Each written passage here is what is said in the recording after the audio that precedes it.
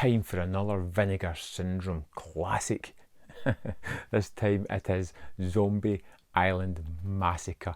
And a little bit of a spoiler here. There's not actually any zombies in this movie.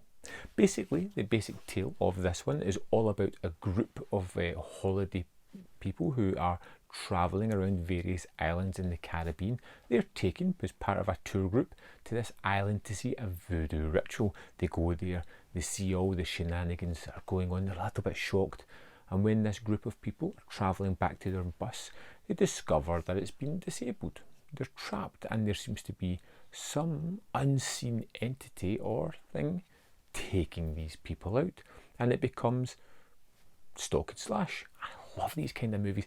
This thing needs a little bit of mention because it's got a score by Henry Mancini, and it is very Friday the 13th, but it's wonderful. It's a great addition to this movie. And what I really liked about this movie is it kept changing and twisting my preconceptions of what I thought it was going to be.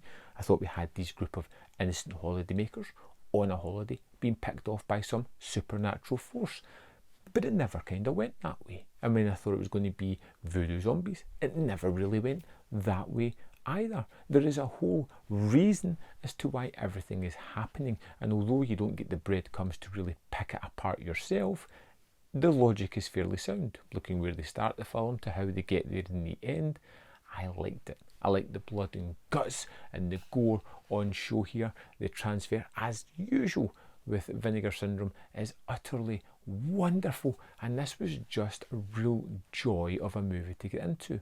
The kind of thing where you can just sit back and enjoy. You think you know what's coming. Some of the standout sequences that I really loved about this one was the initial voodoo scene. It focuses a lot of attention on this. There's a lot of things going on, and you think things are going to escalate from this until you meet the reverend or the person that's hosting this at the end, who's rather pleasant, helping these guys out. We get a moment after the bus doesn't work where they're all starting to realise that something's not right, and they're making their way, walking back to the shore to go on the boat, and they start to get picked off and they have to go on a chase through the woods.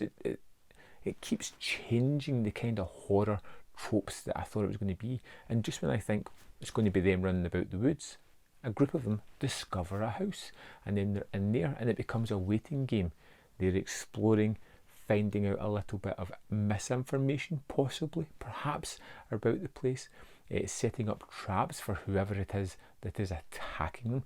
There is a bush type of monster that appears at one point that looks rather impractical and rather fake.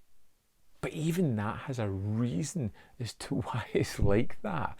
It's rather well thought out, this movie, which was quite impressive.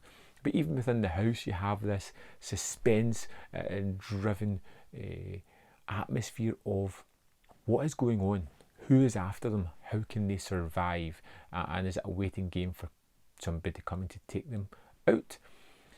When it gets to that rather strange final third, and we get a reveal that we kind of purposes and contextualise what's happened before, it feels really weird and puts a more human nature on the spin of the proceedings, which at first was a little bit of the back foot it put me on, but I ultimately kind of liked that. It made a little bit of sense and gave a little bit of antagonistic nature between two of the characters that we've been following the full time. Try not to spoil it for you guys.